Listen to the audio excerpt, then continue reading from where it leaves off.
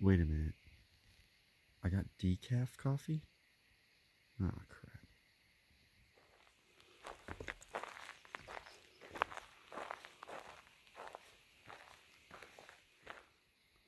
I'm Danny, aka Topless. I'm hiking the Pacific Crest Trail from Mexico to Canada. I'm 1,900 miles in, which means I have less than 1,000 miles left. And I just woke up at this awesome lake.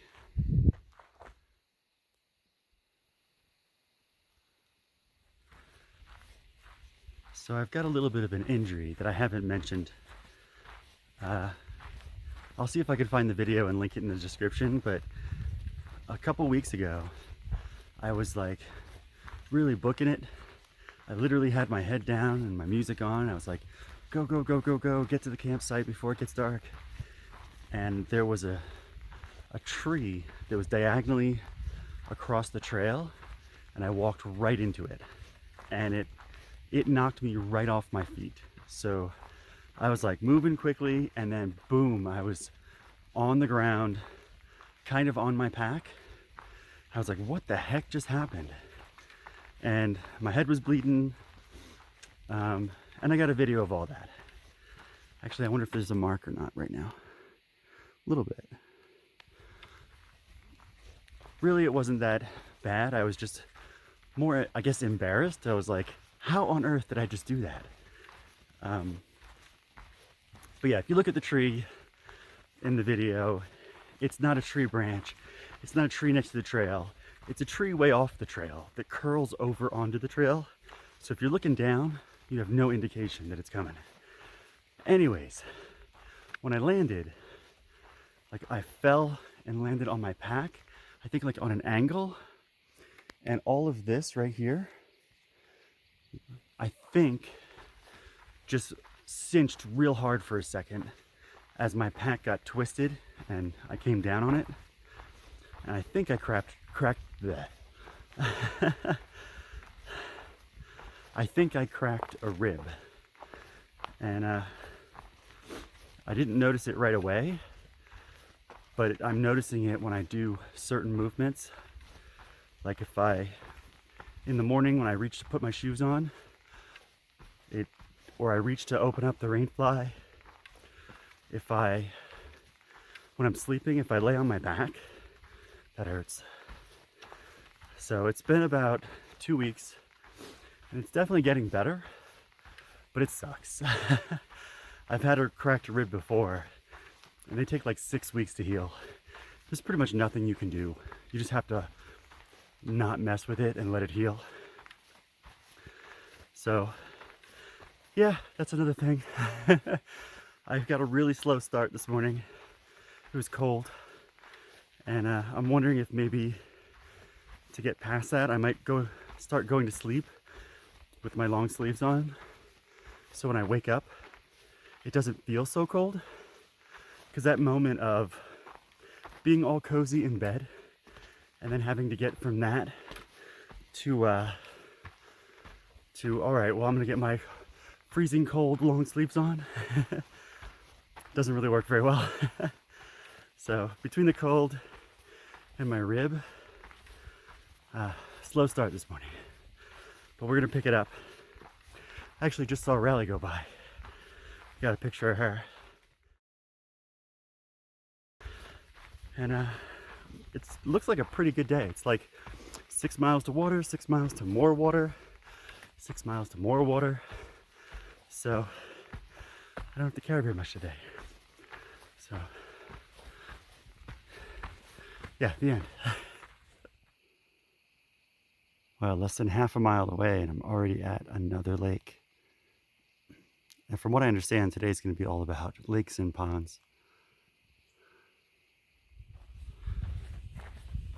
And here's another lake. Yeah, I think there's going to be like 10 lakes today, lakes and ponds.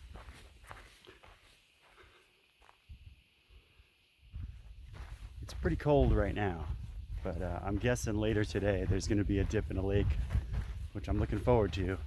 The one that I jumped in a couple days ago, actually it was yesterday now that I think about it, there was a cove, and oh man, The air temperature and the water temperature were both perfect.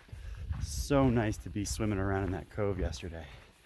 So I'm hoping we'll find the same ratio at some point today. I just remembered that I rolled into the campsite last night about the same time that Hitch God rolled in. And when she came in, she dropped her stuff and she flopped on the ground. She's like, I just did that whole hike drunk. And I looked at her and I said, thank goodness, because so did I. It's like 3 or 4 miles uphill after, what was it, drinking for lunch. And then I was going to pack out a beer, but I ended up drinking it and throwing it away because I didn't want to carry the trash. So yeah, apparently her and I had the same plan. I wonder if that's why I got a late start. And I wonder if that's why her tent was still up when I left. Maybe she's got the same late starters from hiking while tipsy. It's actually something you should probably be careful with. I remember going to a wedding in Hawaii, and we were on the top side of the island, airport's on the bottom side of the island, and me and a couple friends were like, you know what we could do? We could just catch a cab from here to the main area, and then we could just pub crawl our way to the airport because we got time. And that's what we did. And I'll tell you what, we got really, really drunk because having a beer and then walking gets all your blood pumping and gets all that alcohol in your blood real quick. So by the third stop, between like the walking and also carrying all our stuff, because we had to get on a plane, we definitely had to call it. It's like, okay guys, I can't do this anymore. Let's eat some food. Let's catch a taxi to the airport because I can't walk that far with all this stuff. Yeah, drinking and hiking. What could go wrong? The first water source involves a 1/4 mile walk off the trail. So I left my bag with some other hikers, and holy cow, it's so nice to walk without a friggin' bag on. Sometimes I forget what it feels like. Suddenly I'm going so fast up and down these hills. It's wonderful. Holy cow, I can just make out the water through the trees and it looks humongous.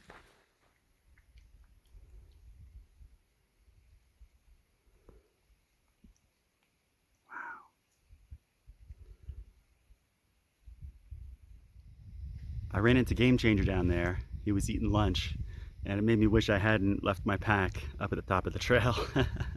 Probably would have done the same thing. But he was asking about what I do for a living, and I was telling him a little bit about growwealthwithin.com, where basically I retired at age 37, and now I'm 42. So for the last 5 years, I pretty much do whatever I want all the time. And being retired off your investment portfolio is not that hard. It does take a little time and some effort, but most people don't realize that you can retire early. You don't have to wait till you're 70. And I feel like everybody should know this information. You do not have to wait until you're 70 to retire. All you need is a stream of income that you don't have to constantly work to earn and spend less than you make from that income. So my investment portfolio makes a few $1,000s a month. I spend less than a few $1,000s a month. I don't have to work, and I can do whatever I want all the time. So if you're interested in any of that, I have a website, growwealthwithin.com, where I teach investing, how it works, how to get out of debt, things like that. And I also noticed that, you know, doing this trip, I've been thinking a lot, and I think I'm going to go back and revamp my course a little bit, because right now it's like 2 big courses. I think I'm going to break it into smaller pieces in the future. So when I get back, there's going to be a get out of debt course, a what is an asset course. There's just going to be smaller bite-sized pieces, I think, is what I'm going to do. So I've got so much that I want to do when I get back. It's so hard being out here in the woods, walking, and not being able to actually take action on things. So I've been thinking. When I get back to Vegas, I'm going to lock myself in a room for like 3 months and just take action. For example, I want to write a book called 101 Ways to Make Money. and I've already written the outline for it. I just got to actually write the book and put it on Amazon. So that's definitely something I'm going to do when I get back to Vegas, along with the book for Kinky Poly Atheist. I'm going to write a hiker tips book. There's just so much I want to do, and as much as I love being out here, I miss my computer. I miss getting stuff done. Oh, check out this bird.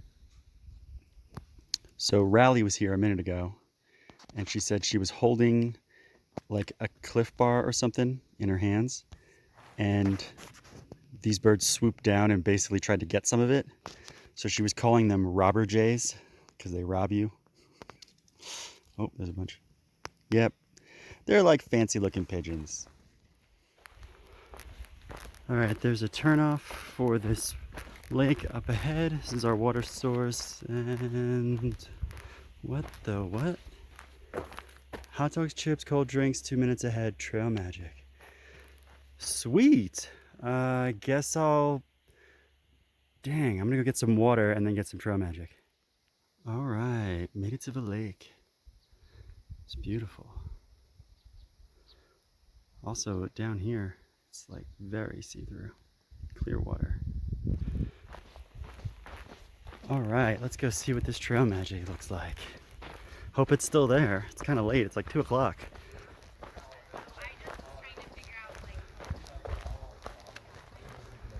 There's a genie on this sign.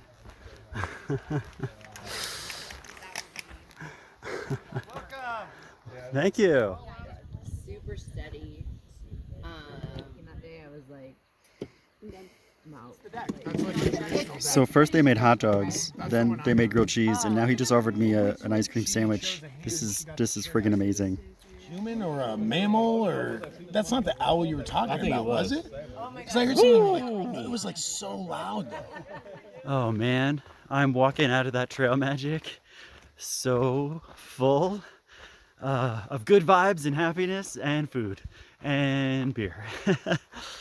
Wow, they gave me like hot dogs before I could even sit down, and then there was a beer in my hand, and then they made me grilled cheese and gave me an ice cream sandwich, and then gave me another grilled cheese, and there were cookies and bananas, and holy cow. That was probably some of the best Trail Magic I've ever seen. And apparently they do it here every year. So, oh, and it was basically 2 groups of people doing Trail Magic who showed up on the same day, same time by accident. So if you don't like this cooler of beers, there's another cooler of beers over here. So yeah, that was a lot of fun. I just got to hang out with the Kilometer Kids and Spunky Tits and just a couple other new faces. Good times. Now I'm gonna walk, I think, 10 miles to the next water source. Well, not the next water source, but the water source that I want to camp at. So yeah, let's get moving. That whole hill of trees back there is all burnt down, and I'm walking through a whole bunch of burnt down stuff. But you can also see the regrowth, which is pretty cool to see the whole cycle. Oh man, finally back in the shade. That was about 4 miles of burnt out area and just exposure to the sun. But man, it's so good to be back in the actual woods. So I walked by a couple ponds like this already, but I can't really stop because the ponds mean mosquitoes. Here's another lake that I'm not stopping at. It's not even on my map actually. So I'm guessing the lake up ahead that is on my map is going to be much, much better. Oh wow, look at all the lily pads. I think the pond a second ago had a lot more though. Here's another pond. Seeing all these ponds today, I think we lucked out that it's a dry year, because I have heard that a lot of people quit the PCT in Oregon because of the mosquitoes, and they mean clouds of mosquitoes. And I'm getting like 1 or 2 here or there, but not clouds. So here's another pond right here. So yeah, I could definitely see this as being like mosquito breeding grounds. And I'm kind of glad we're having a dry year and the mosquitoes are not that bad so far. They were worse in the Sierras, actually. I remember getting swarmed a couple days in the Sierras, and that was really rough. So, yeah, thank goodness. Yeah, 2 steps more, and there was this dried up pond. All right, here's the actual lake. And I just passed like 4 ponds that I didn't stop to take a video of because I didn't want to mess with mosquitoes. But I can definitely see why this would be a mosquito hell on bad years. Okay, you can really see the smoke that's rolled in. And I was just talking to a couple hikers that's probably another reason why the mosquito population is not as high as other years. Here's another pond, but you can also see the smoke has come really far in. You can definitely smell the smoke, and I can feel it a little bit, so I put my mask back on. So it's been a while actually since California that I had my mask on, I think. But glad I brought it. Oh, I think I found the gang, and they are also set up on a lake. Ooh, look at that. Nice. Yeah, I just can't believe how quick all this smoke rolled in. It's a beautiful pond though. Great place to be camping. The wind is so nice right now. It's keeping the mosquitoes down. So now I just gotta find a spot.